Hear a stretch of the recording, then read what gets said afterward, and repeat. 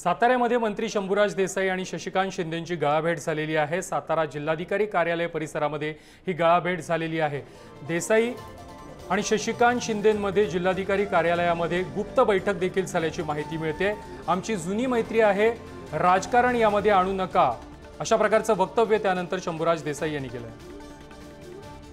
या संदर्भात अधिक माहिती देत आहेत आमचे प्रतिनिधी साई सावंत। साई, शंभूराज देसाई आणि शशिकांत शिंदे यांची गळाभेट झालेली आहे, बैठक देखील झालेली आहे। ही बैठक कशा संदर्भात होती? या बैठकीत नेमकी कोणती चर्चा झाली? काय अधिकची अपडेट?